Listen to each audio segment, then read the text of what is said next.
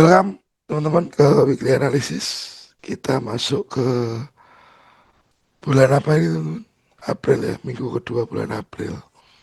Oke, saya share screen dulu. Oke, ini analisa kita minggu lalu. Ya, minggu lalu sudah tergambar dan saya kasih di trading view. Hopefully harga masuk demand, naik ke supply. Jika ada penolakan harapannya turun, atau kalau nggak ada penolakan dia lanjut ke merah. Ya teman-teman. Kita coba playback dulu. Das. Nah, kelihatan ya teman-teman. Dari sini, ternyata dia masuk ke demand ya teman-teman. 4603. Dari demand, slowly naik, masuk ke 4839. Setelah itu mencoba turun. Nah, selain di sini, di weekly analysis juga di trading view, ini analisa saya share juga di sini. Telegram teman-teman. Jadi yang belum join ke Telegram, silakan join dulu. Free ya, nggak berbayar. Saya update di sini ya. Ini, oke. Yang happen setelah turun demand, dia mencoba naik. Oke. Kemarin sempat saya melihat teman-teman ini ada bentuk seperti apa sih rising wedge something ya. Ternyata naik, harusnya turun biasanya kalau begini. Ya, ternyata dia naik. Saya lampirkan untuk saham juga. Ini ada BRI. Lalu, nah ini dia. Setelah dia masuk supply ya, 4839, saya sempat kasih arahan teman-teman di bawah. Sementara harga ditahan oleh supply, today kemungkinan gold akan turun mencari pijakan demand. Ya, mencari pijakan demand. Sudah saya notice juga, saya gambarkan pijakan demandnya. Sayangnya orang dikit teman-teman, ya nggak mau masuk, dia udah naik lagi. Oke, itu sekilas tentang gold dari minggu lalu. Sekarang minggu ini apa nih yang harus kita perhatikan teman-teman ya. Ini saya hapus dulu ya yang di tengah-tengah sini. Oke, saya hapus. Saya hapus juga.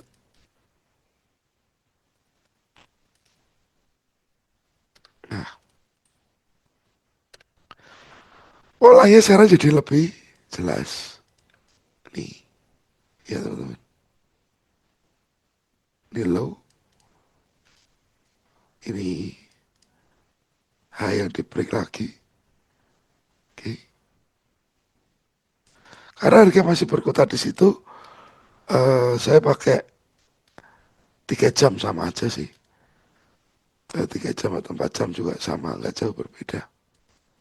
Ya, nah berarti range trading ya itu ada di sini. Ini sudah kena kan? Saya hapus dulu. Nah ini. Oke.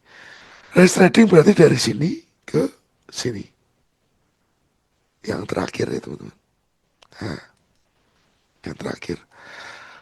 Ini ya teman-teman. Ini jadi tempat yang krusial. Karena apa? Supply yang double ini sebenarnya kan ini bisa jadi satu supply. Ya, bisa jadi satu supply karena saya lingkari begitu. Bisa saja memang harga ini sudah selesai naik ya, tinggal turun karena apa? Nih, dari high ke low ditarik Vibo, ini sudah dekat dengan 61,8 dan 50%. Apakah dia tinggal terjun ke bawah? Tapi kan ada stepnya teman-teman. Nah ini kita bahas stepnya dulu. Ya, pada ini sepertinya koreksi ini sebenarnya looks like sudah mau selesai. Tapi saya kasih dulu area yang di atasnya itu. Biar apa? Biar teman-teman jelas juga ngelihat ya. Jadi masih ada supply di atas lagi 4969 teman-teman. Ya. Nah, Bagaimana sih kemungkinan kalau sampai dia nggak berhasil naik lagi? Dengan pola ini, high, low, dan higher high. Dia turun, naik. Gagal tapi ini teman-teman. Ya. Sekarang di sini kita punya demand, di mana demand itu yang sudah, sorry, saya gambar di sini. Ya, nah ini dia. Oke. Jika ini nanti turun, masuk ke demand lagi teman-teman. Tapi marketnya masih nggak kuat untuk bikin high baru, ini akan lanjut turun. Oke.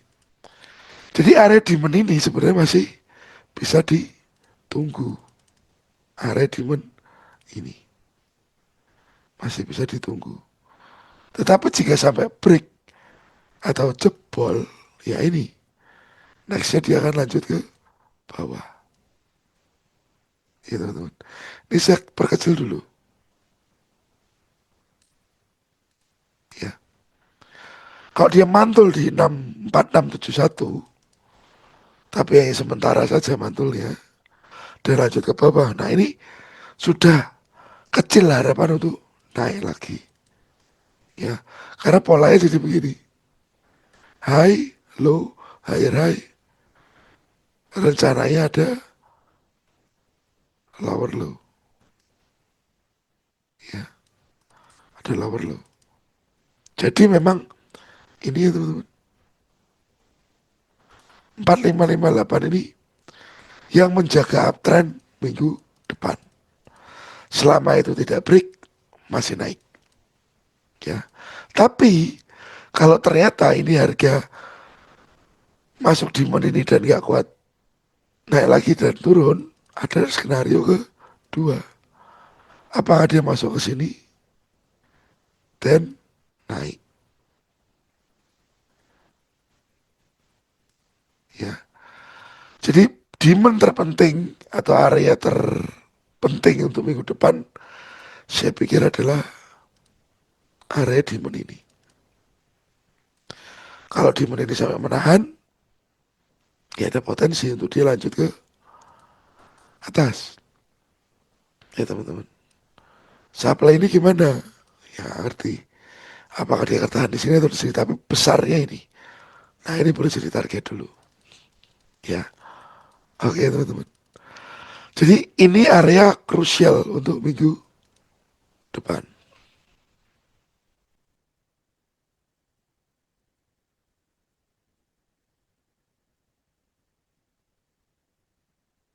Ya teman-teman.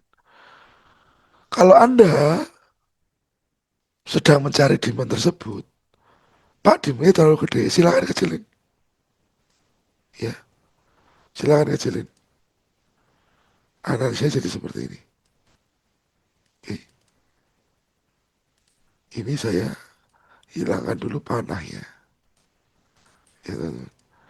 Jadi ini, apakah demand ini bisa menahan harga atau tidak? Itu yang teman-teman harus pantau. Demandnya silakan dipecah-pecah sendiri teman-teman. Ya karena di sini ada yang paling ujung bawah, ini ada yang di atas.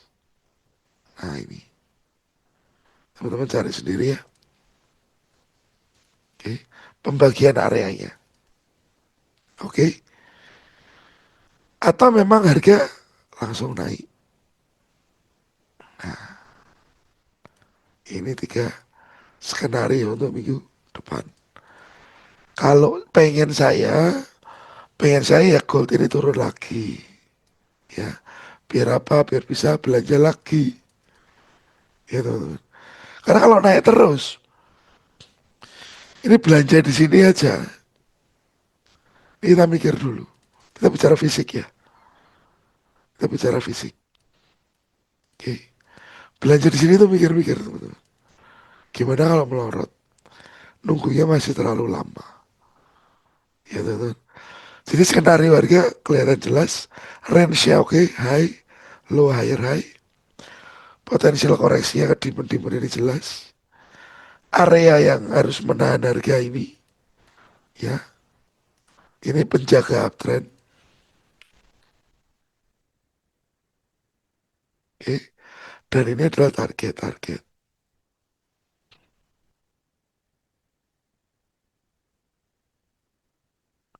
Target dan target. Gitu. Jadi saya pikir cukup clear. Krusialnya ada, areanya, penjaga uptrendnya ada, targetnya jelas. Ya. Nah, dari gold sekarang kita ke Bitcoin.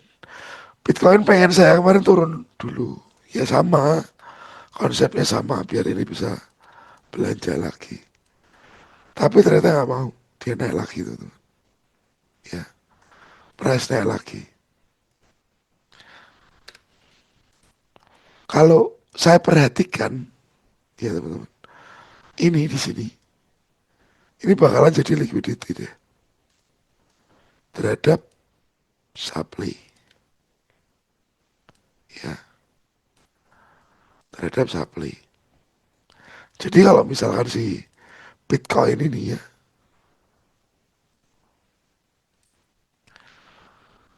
masuk ke area tersebut, saya akan pantau untuk cari sell 77.745, ya teman-teman, 77.745. Trading harus punya plan. Kalau nggak punya plan, tradingnya jadinya gambling. Ada tebak-tebakan. Ya, Anda nggak lagi bicara tentang potensi keuntungan, tapi pure Anda bicara tentang sebuah probabilitas. Gitu teman.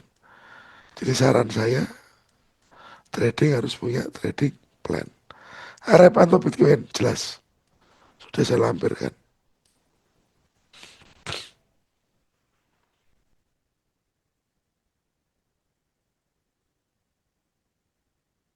Ya teman-teman. Harap ataunya si Bitcoin. Lalu, US Oil. Beberapa waktu lalu saya kasih resistance di sini. Ya, resistance di situ. Ternyata dia nggak sampai ke resistance atas teman-teman. Ini ada compression. Ya orang yang terlalu optimis buat buy akan dihajar, ternyata dia drop ke bawah. Kalau ngelihat pola ya, sepertinya kalau dia naik lagi itu untuk turun. Untuk turun teman-teman. Si oil. Nggak arti perangnya gimana. Tapi kalau saya melihat potensi dan peluangnya kok dia akan turun. High low, higher high, lower low. Ya teman-teman. Potensinya akan seperti itu.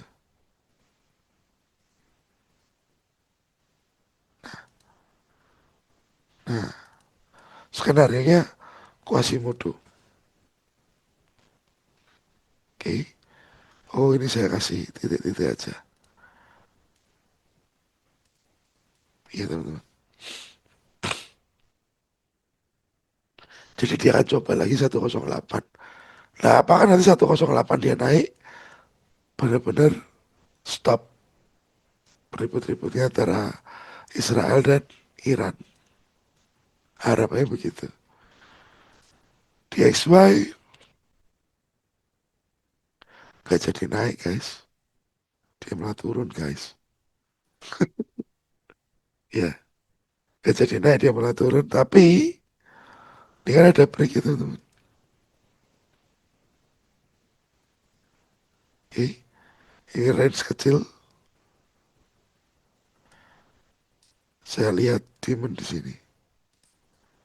Saya hapus. Jadi naiknya masih mungkin. Tapi setelah dia masuk demon, baru dia naik mungkin. Ya nggak langsung begitu juga bentuknya.